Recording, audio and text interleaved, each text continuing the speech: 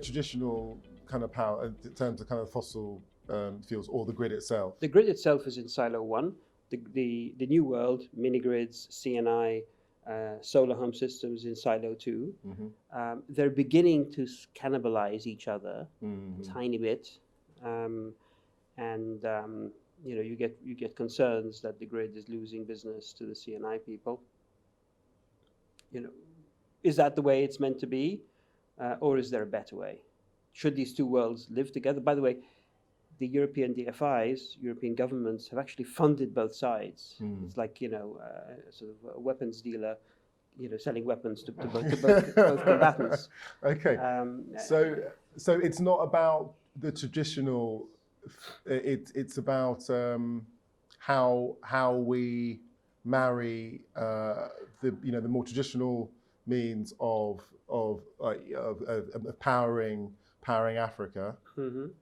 with the new stuff, with the renewables. Yeah. Yeah. Okay. There's an old world. There's a new world. Does the new world replace the old world, or do they work together? Yeah, absolutely. Okay. So Michael, on the continent, it's clear that there's a way that that the majority of countries have been producing energy for years now, and there's a new wave of optimism that we're going to be introducing cleaner, greener energy, solar, wind farms, etc. I mean, how are those two sides of the story, as it were? I mean, how are they going to marry up and meet in the middle somewhere and ensure that we have a kind of positive outcome? Excellent question, Abdai. The reality at the moment is that the two sides are in two separately solidly and separate silos. They are sitting right apart, doing different things, and beginning to get nervous about each other. You get utilities who complain that the CNI world is encroaching on their best clients. You get CNI people who say the utilities are making their life difficult and too restrictive when they try to sign up new clients. The reality is that the old grid has served heavily populated and industrialized areas throughout the world extremely well for 150 years. In Africa, it's failing. And the failure is not just political and the usual suspects, corruption. The failure is due to Africa's enormous distances. It's stretched the old model to the limit, but new technology can fill in many of those gaps with innovative ways of dealing with outlying areas and with innovative ways of dealing with industrial resources, mining resources, which quite frankly should never have the grid leading up to them. The best outcome, I feel pretty strongly, is for the old grid to recognize that the innovation comes from the new world, but the new world to not see the old grid as the enemy, but instead work in a collaborative fashion without trying to reform the new grid and make the old grid and make it a new grid.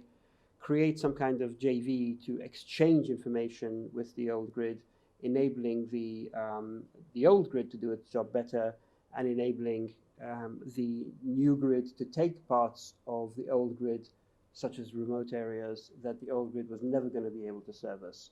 In this way, you really could get the best of both worlds. Mm. And I mean, ultimately, we're talking about the bigger picture here, but is that the kind of a solution that's going to benefit the consumer at the end of the day? I mean, we're looking at increasing the supply of power to the consumer, to people on the ground in Africa. Is that a solution that will benefit the population? Well, yes.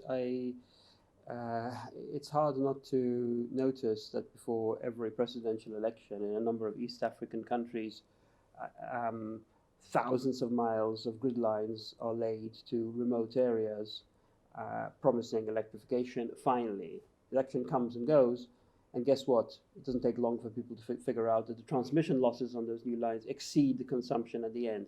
So after a few months, when nobody's looking, they're quietly turned off. So that's no benefit at all to those outlying areas. The new world has mini-grid technology, which does the job very well and requires way less subsidy than the subsidy in the old model. If the old and new world were collaborating on those kinds of solutions, the end consumer is going to have a solution that works and is sustainable. It isn't going to get switched off one fine Sunday morning. Okay, excellent. I've got one more if we've got time, or do we have to go? That's okay. Okay, so Starsight obviously evangelists for solar power.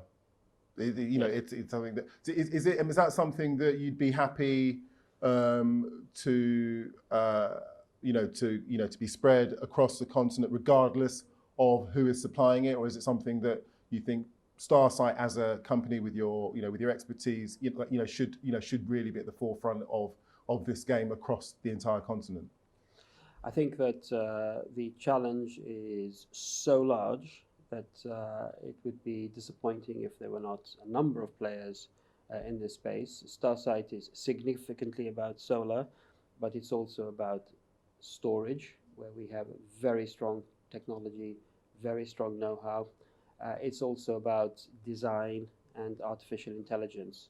We have terabytes of data from our sites, which enable us to design a better site every time and to significantly automate the next sites that we design. So we want people to be active in solar, but we have grand plans of our own. Mm.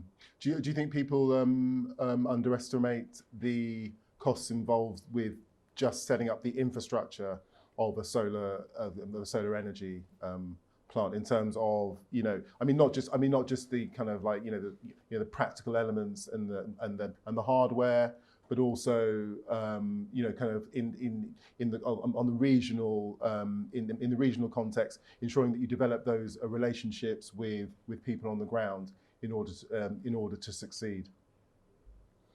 Yes, a solar solution is just that. It's a solution, which means it's an amalgamation of parts.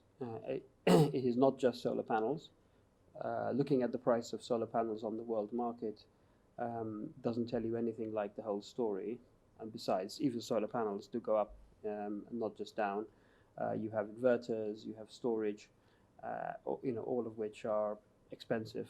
And then you have integration costs and maintenance costs. And on top of that, post-COVID, you have significant supply chain bottlenecks all over the world. So I think it's important that people, if they are interested in how such systems get priced, understand that they are complex systems, and like anything complex, there are several things that can alter, and that includes, sadly, price. Excellent. Michael, thank you very much for joining us today, and enjoy the rest of the conference. It's a pleasure. Thank you very much. Thank you.